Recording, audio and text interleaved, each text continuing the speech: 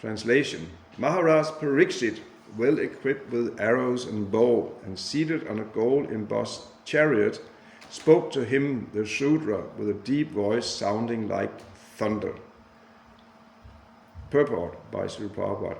An administrative head or king like Mahārāja Parīkṣit, with full majestic authority, well equipped with weapons to chastise miscreants, can challenge the agents of the age of Kali. Then only will it be possible to counteract the degraded age. And in the absence of such strong executive heads, there's always disruption of tranquility. The elected show-bottle executive head, as representative of a degraded public, cannot be equal with a strong king like Mahārāja Parīkṣit. The dress or style of royal order does not count. It is one's actions which are counted. Papratya ratam aruda katasvara parichyadam mega gambiraya vaja samaropita karmukaha.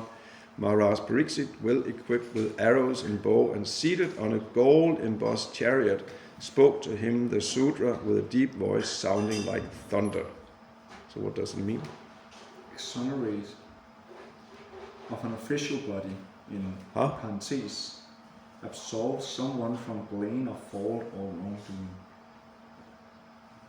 Not sure that I can understand. Maybe you want to. Yeah. Want to see yourself. Absolve from.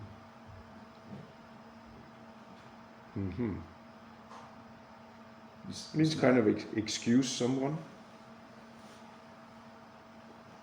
or release,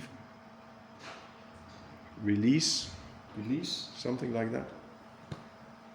Okay. It's not even mentioned in the translation. No.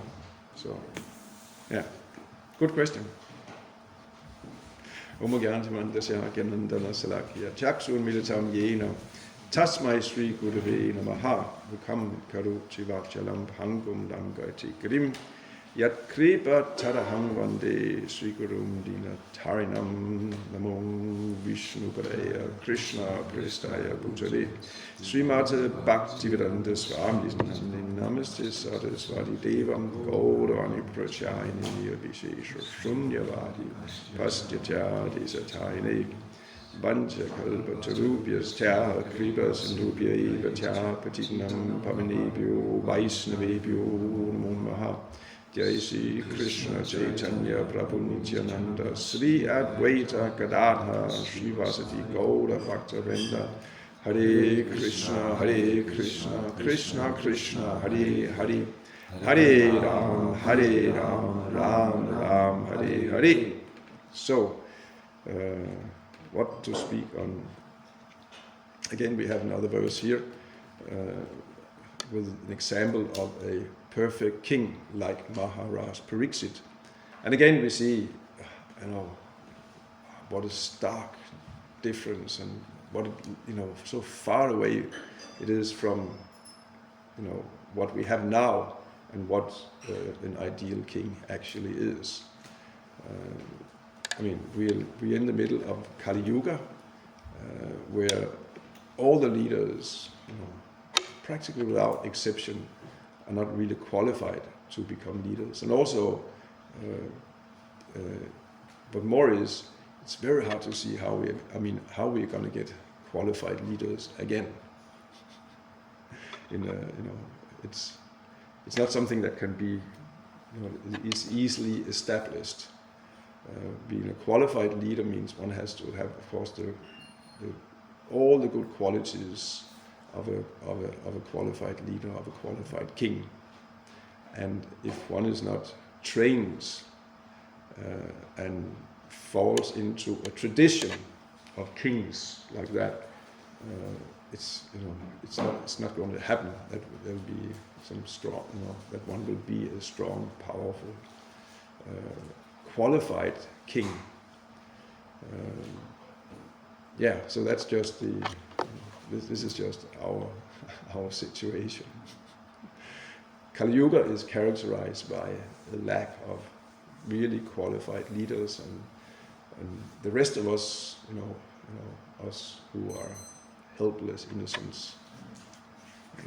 Maybe not so innocent, but still, us helpless citizens, we are simply being battered forth and back by all the unqualified leaders.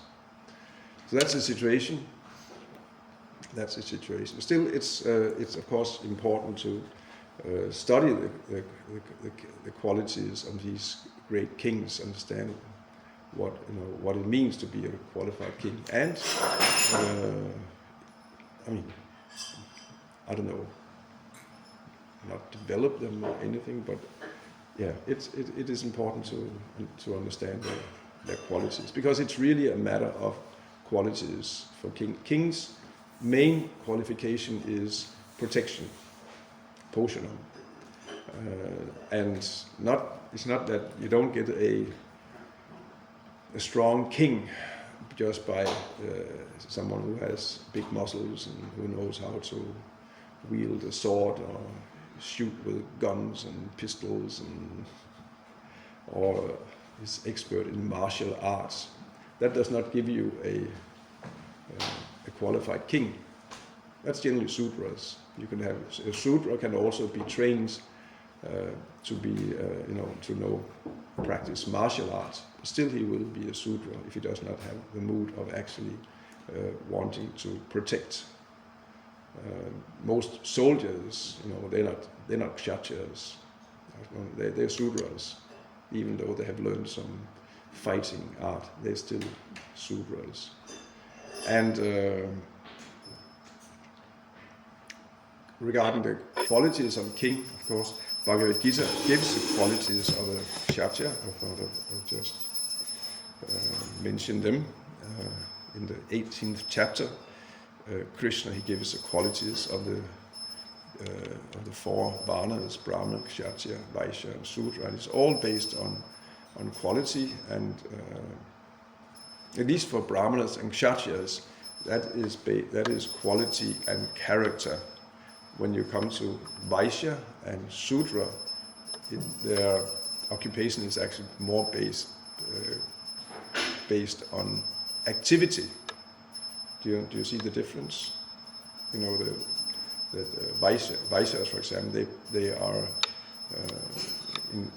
engaged in farming, agriculture, cow protection, and trade. So that doesn't mention quality or character. But when it comes to Brahmanas and Kshatriyas, this is really about quality and character. And that's what distinguishes them from the common mass of people. Brahmanas and Kshatriyas, they have character and high personal qualification.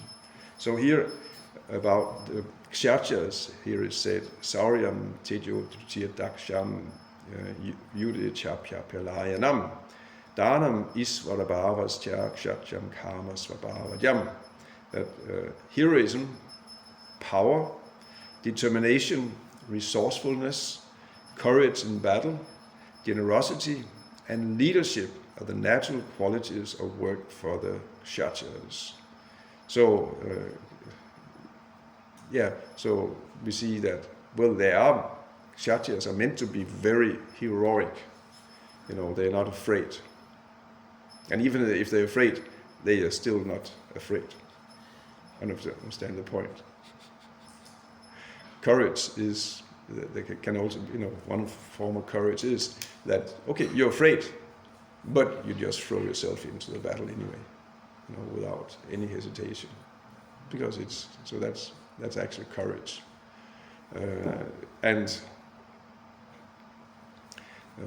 So they are very heroic, and they are powerful, strong. You have to have kshatriyas. They must be naturally have strength, and they're very determined. They're not wishy-washy. They're not, fickle-minded. When they when they decide to do something, they act with great determination. And that's, of course, also that's required if you want to be successful in anything. Determination is absolutely required. Krishna says that early in Bhagavad Gita, Vyasa Yatmika Buddhi Eka Purnandana. that he tells that, and here he talks about those who are on the path of devotional service. They're determined, and they have only one goal. And if one is not determined like that, then one's intelligence will spread in all kinds of directions, and one will not achieve anything. One has to be determined. Of course, that means there Krishna is talking about determined to become Krishna conscious. So that is required. And we see kshatriyas, they are very, very determined, and they're also very determined, both in battle and in their rulership, but they're also determined, the real Rajasis, they're determined to be Krishna conscious, more determined than anyone else actually.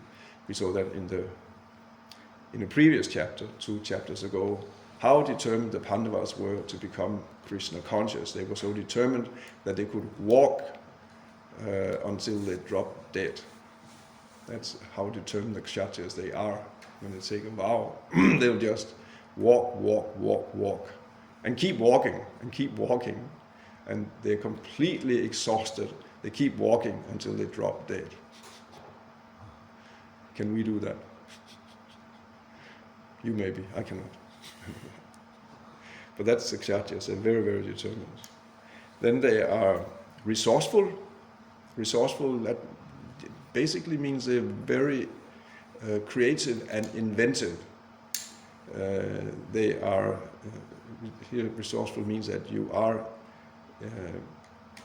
in a situation, you have a problem or danger like that, and then you will use any means to solve that problem. It's it is mainly a mental ability, resourcefulness. It doesn't mean that they have a lot of resources, that they have a big treasury house or anything like that.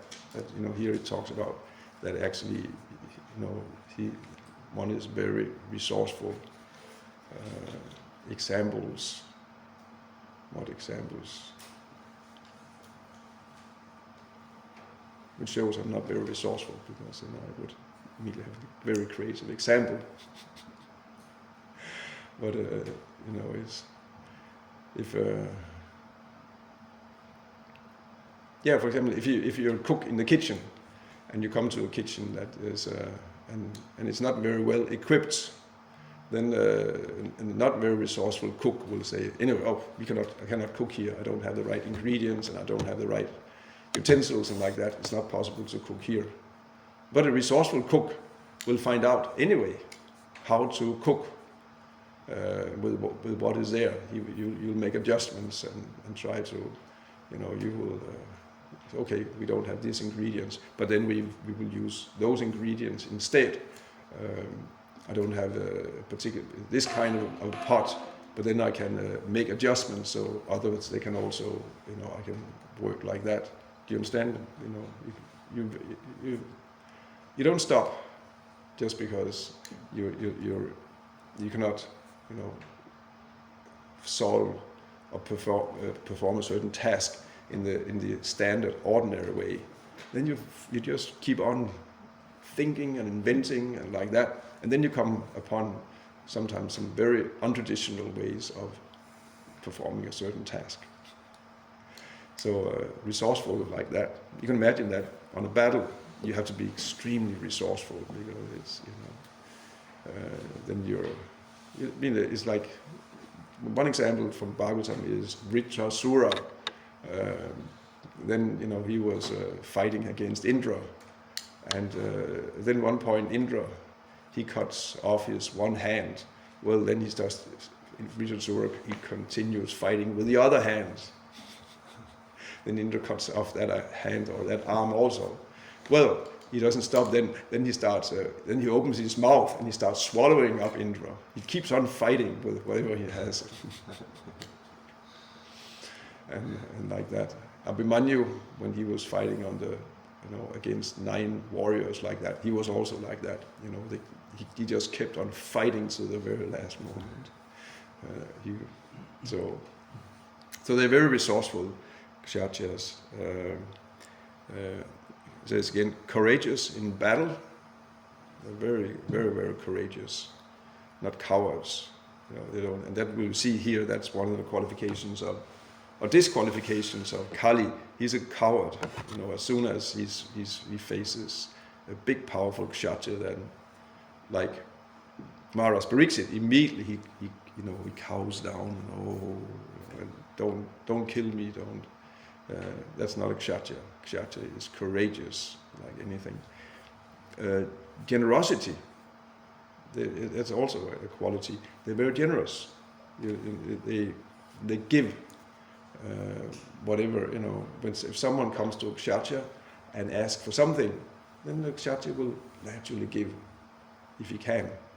And even if he cannot, he will give anyway. He will do something. It is there's the example of Shibi Maharaj.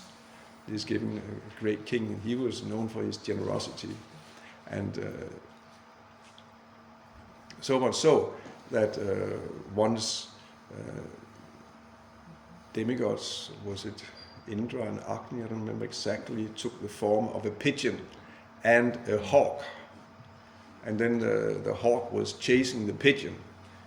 And then but the pigeon came and took shelter of Maharaj Shibi and said, please protect me. So then, Shibi, he protected the pigeon. Then the hawk came and protested, this is my food. You're taking my food. You should also give me protection. I'm also your citizen. I need some food. And then Shibi Maharaj, he said, well, then you can eat me. I'll cut off flesh from my body, same equal weight of the pigeon. So then the hawk agreed to that. So they put the pigeon on a scale on one side, and then Shibi started cutting off flesh from his own body and put it on the other scale to balance. But somehow or other, this pigeon, no matter how much he cut off, it was still heavier. And finally, Maharaj Shibi, he just sat up and put himself on the whole scale. At that point, the pigeon and the hawk revealed who they were. They were demigods and blessed him like that. But that showed actually he was so generous. He would give anything, and that's that kshatriyas, they will give anything. They will naturally. They're willing to, like Ramchandra. He gave, especially to brahmanas. It's described in the Bhagavatam. Ramchandra, he gave to the brahmanas everything. It said that he gave the whole kingdom, everything he gave, and he only had his loincloth left. And Mother Sita at the same time, she only had her nose ring left. That was all. I guess he had clothes on still. But it said that only her nose ring was left. They just gave everything. Of course, then the brahmanas, they were overwhelmed and said, "But we don't need we don't need the whole kingdom and everything." And then they gave it back to Ramchandra and said, "You please take care of it." But he was willing to give, and it's not only to brahmanas. Of course, brahmanas are special. Kshatriyas will give anything to brahmanas, but it will be to anyone who comes and asks for something from a kshatriya. They will give anything. Krishna, Balaram, and Bhima took advantage of that when they confronted Jarasandha. Jarasandha was also, even though he was a demon, but he had a kshatriya character, and he was very generous, especially to brahmanas. So they Krishna, Arjuna, Bhima, they dressed up like brahmanas, and then they went to Jarasandha, and then they asked for charity. And then Jarasandha, he said, "Yeah, I will." And actually, he could see at that point they're not really. They're not brahmanas. They speak like with very commanding voices. They are, they're strongly built. They even have a depression across their shoulders from, from wearing a bow. They're certainly not brahmanas. But they had, anyway, they come ask for charity, and they also degraded themselves by not being straightforward about who they are. So So therefore I'll give them, because they have already degraded themselves, I'll give them everything. Even if it want my head, I'll give it to them. That was how he was thinking. But then of course, they just ask, we want a battle. We want to fight with you. But they took advantage of his generosity. So that's, Prabhupada says that this is real kings, real kshatriyas. It should not be that like modern leaders and modern administrators, he says they're like, it is as if they're paid to say no to every request. They will, you come to a modern administrator and you ask for something you actually really need it, and they'll just say no, as if they're paid to say no. The modern, and mainly modern administrators, real leaders, you might even come across some who have some leadership quality. They will help. But if you just come across bureaucrats, most of those who are, leaders, or that we are able to approach are bureaucrats. They are śūdras, and they don't have this, mood of generosity. They simply, well, it says here, the rule is no, it's not possible. A leader, he doesn't look at just what it says in the rule. He looks at the person. He says, okay, you need that, and I'll give you, because they're very, very, very, very personal. Bureaucrats are not like that. They just, it's a rule, and because they're śūdras, they just paid. And then leadership, they're natural leaders. That is the kshatriyas, as the qualities are given here in the Bhagavad Gita. And there are more qualities. They are very obedient to brahmanas. That is the main qualification.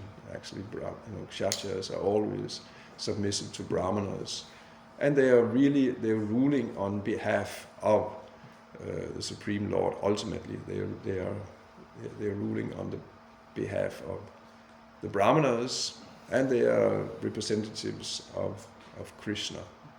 That is how they are seeing themselves. They don't think that I'm independently a ruler, or I'm simply a representative for the time being.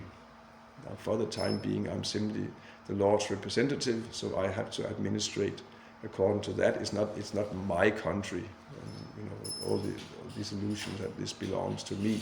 It is Krishna's country.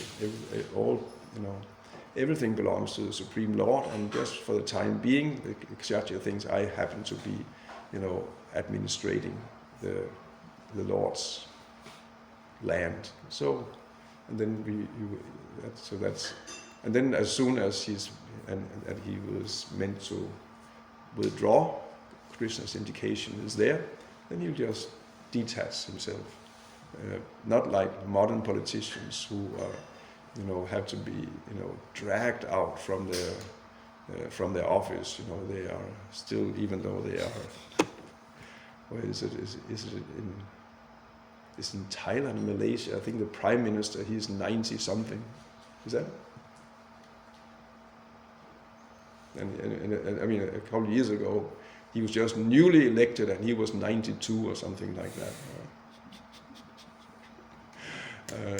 So that's not kshatriyas. They don't stick to their political positions up until the last moment, and when they're dragged out, either they're carried out because they just drop dead, or they have to be dragged out because, no, kshatriyas, they are very detached, and when they reach the age of 50, around that, and there's another, a prince is qualified to take over, then you just take over, and then they leave everything, and they're completely detached. In that sense, brahmanas and kshatriyas are very similar. even though externally they appear to be very, very different. Brahmanas live in very, in simplicity and in poverty and very, very little. Kshatriyas, they live in great, great opulence. But this opulence that Kshatriyas, they, are surrounding themselves with is just for the sake of their service. Because who would, if the king does not show royal style and majesty and opulence and power and palaces and armies and everything, gold, chariots like here, who would take him serious?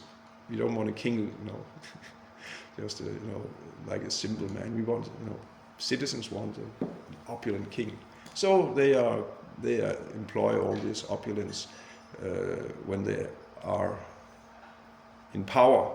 But as soon as their service is over, someone else is taking over as king, their son is taking over as king, they just leave and they don't take anything except a gamsha or something like that. And they don't even take their fame with them. They just leave at night, unseen by anyone, and just secretly disappears somewhere into the forest and just live like a sage the rest of their life. So actually they're practically like brahmanas and sages in their mentality.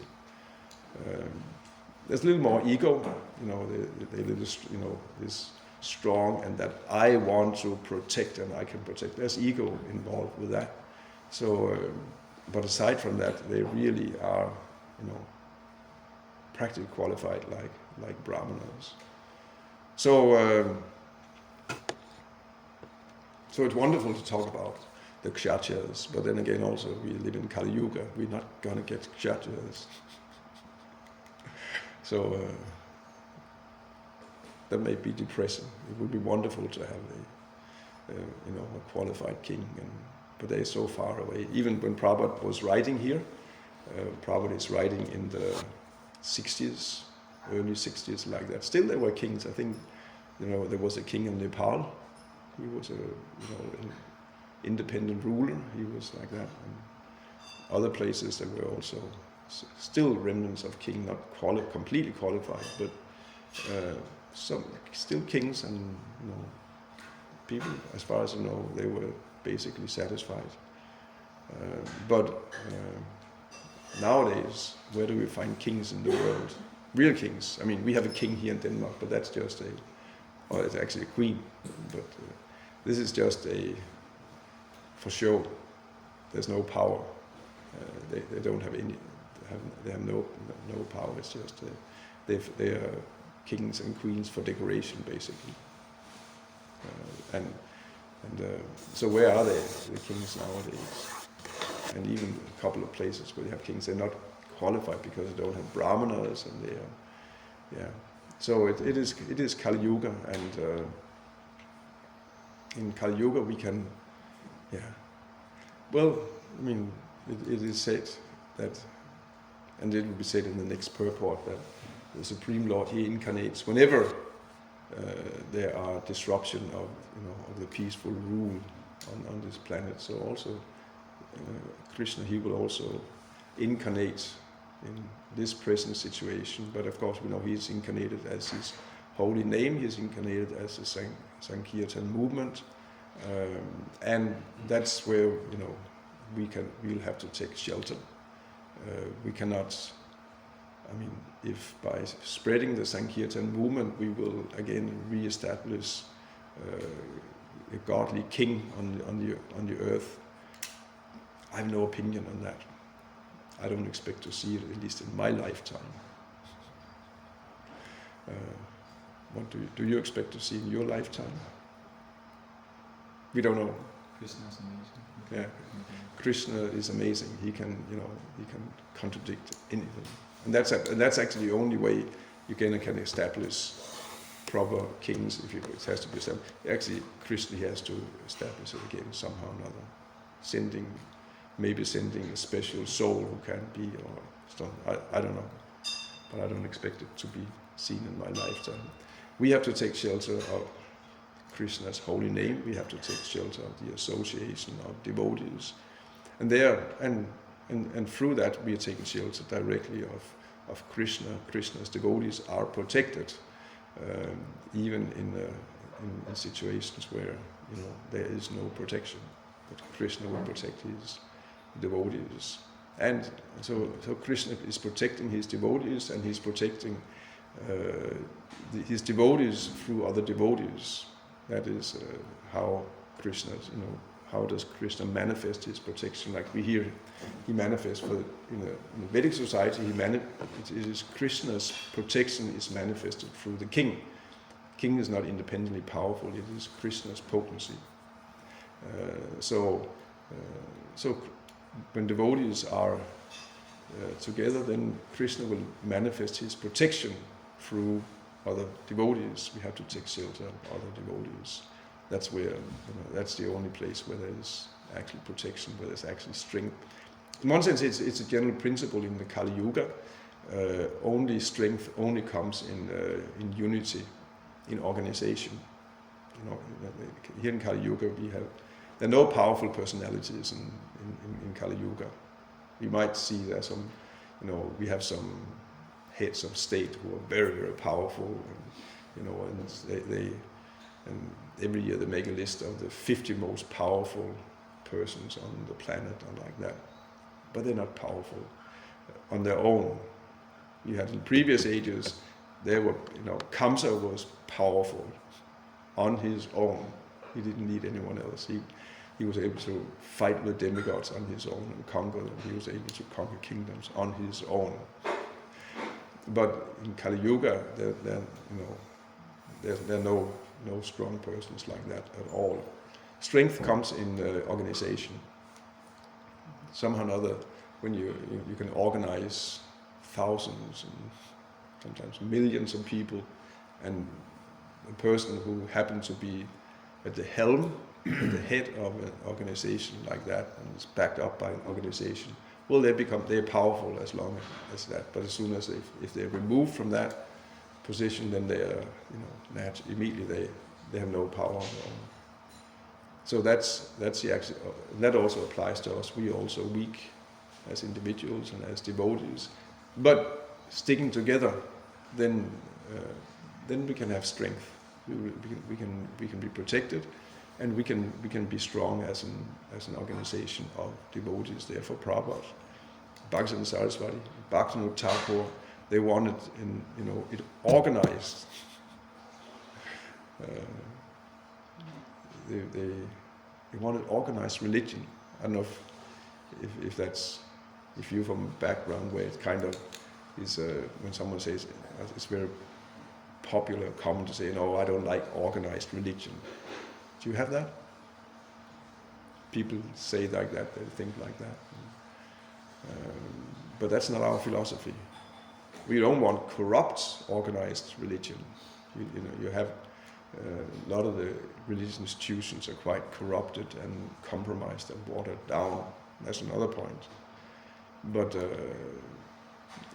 so that we don't want, but we want organized religion. Bhaktivinoda Thakur started a movement to organize Gaudiya Vaishnavism. Bhakti and Saraswati and Prabhupada, they have continued like that. Prabhupada wanted, he wanted his International Society of Krishna Consciousness to be an organization, organized religion, because that's the only place where there is some strength. So that, we cannot say that we don't want organized religion, but we want it and we should embrace it, and but you have to stay pure, because that's the danger is when you organize, then also you organize wealth and power and influence. It will come, and if we are not pure, we will become corrupted, and then you have, then again, the same problem is there. So therefore Prabhupada said devotees should remain pure. 4 regulative principles, 16 rounds a day, engaging whatever you have in Krishna's service, not a farthing for yourself. That was, we can, the money will come when we organize, and money is required to organize and to spread Krishna consciousness. But if we take, perhaps even a farthing is, I guess that is a very small coin. It's just a fraction of of a coin.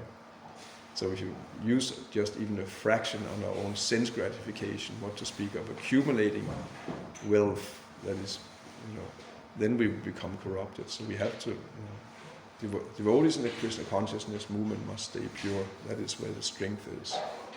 But if we stay pure, chanting, at least 60 rounds a day and even more, following the regulated principles strictly, following the process of devotional service very, very strictly, being detached from material life. Things also come from studying Prabhupada's books. Naturally, you become detached from the material world because it is again and again being very clearly described. How temporary and illusory this material world is. There's no permanent happiness here anyway, so why strive for it? So, if we remain pure like that and organized, then we will be protected, and we will have strength even to influence the rest of the world. That's, that's the only hope. But that's also where it's real protection. Krishna's protection is there in this Krishna consciousness movement, as much as it is in a powerful kshatriya like Mahārāja Parīkṣit, as we hear about here. So, anyway, I'll stop here. I'll ponder. Mardi? Thanks for your lecture. I want to add that now, during the war, we can observe not so good example of kshatriyas. And our people in our town, we can observe how to do our leader of our town, how is it, mayor? Mayor? Mayor. The mayor. Mayor of our town. In the first day of the war, he went away. And he left his people. He left his service and all the services in town, like gas, water, electricity. They left without. They stay without leader, and they can't connect. It was very difficult, and publicity also. And it is not so good example. But I know that many people, they don't believe to our president, and he is young, he was a committee actor, and all people say, oh, he's clown. But now I see the example of really kshatriyas. Yes. Because he stayed with his nation. He stayed with his people. Yes, and he try to go to another leader, president of another country, and ask, please protect our people. And it's a good example of kshatriyas. But also I understand that really protection we can take only from Krishna and from organization, because when he was in this situation, the organization tried to protect us, to help us, try to take us away from Mariupol. They try to call us, to speak with us, to protect us, I understand. And now it's only our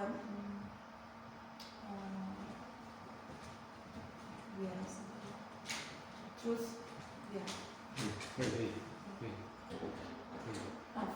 Yes, it's became almost cheaper because I feel how Krishna protected Krishna and manifestation. Mm-hmm. So now I understand not theoretically, but in my life, what it means to stay in organization, to stay in this Krishna consciousness, in organization, be with these people, with their devotees, because they can help only these people, and Krishna can help to be in clear mind, in peaceful, like this. Yeah. And it's, I mean, your president is an interesting example that because he actually showed, you could say, a glimpse of Kshatriya spirit, and actually it's very impressive, and it's very inspiring. You know, he was offered, was in America, said, we can get you out of the country in safety. And then, of course, we know his reply. He said, I don't need a plane ride. I need some weapons here. He said, I'm staying. I'm not going in. So that's a kshatriya. He's maybe not completely trained kshatriya, but that's how a kshatriya would act. He doesn't run away from battle. He's willing to die, and immediately that he has gotten so much respect all over the world. No other politician right now is as popular as he is because of this, this proper courage and not fleeing from battle. That's I don't know if that was here in the Bhagavad Gita or it's included, but it is a kshatriya principle. You don't flee from battle.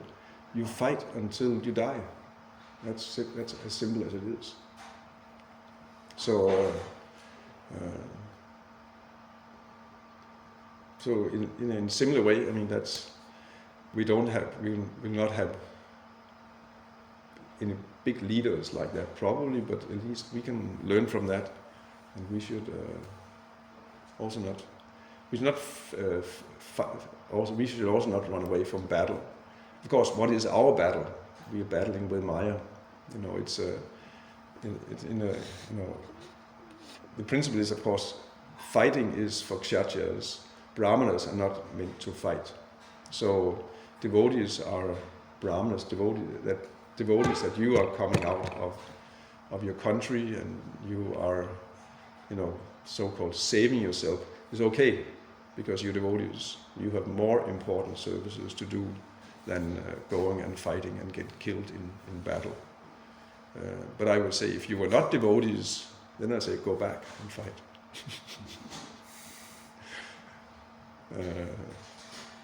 But devotees, devotees have so much more important service and can do so much more benefit for the whole world than just fighting a material battle. So therefore, devotees, they should be saved from it. And of course, everyone should be saved. I'm not against that. Others are coming out also. Anyone who is escaping is obvious. They should get away from that. But yeah.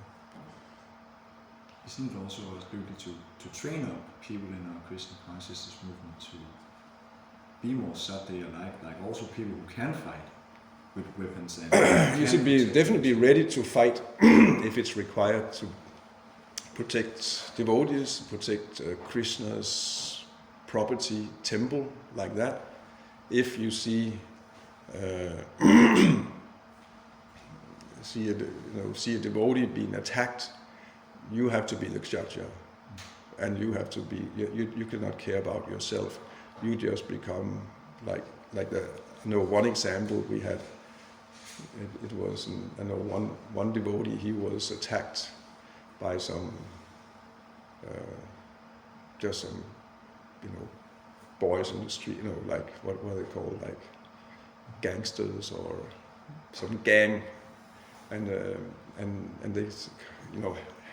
had him knocked down and thrown on the ground and were about to start kicking him. And then another devotee, and he was a little skinny devotee. He was not very known as very strong, anything like that.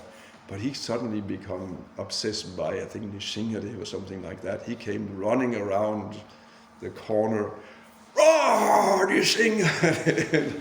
like completely, mad, running towards down this gang. And then when they saw him, they got so scared they ran away. And then this devotee was saved. And but even if they not had run away, he should have been. And I think he was willing to just go and start fighting and even being killed himself for the sake of the other devotee. We must fight, if devotees are in danger, you become like a lion. Lord Chaitanya became like that when Nityananda was attacked by Jaga and Mahārāja, for example. So in that sense, yes, we can fight. If it's required. Devotees are not weak or anything like that. But we don't fight for material causes. We fight for protecting devotees, basically. Okay? Yeah. Srimad Bhagavatam ki. Jai. Srila Prabhupada ki. Jai. Go, Premanande. Haribo.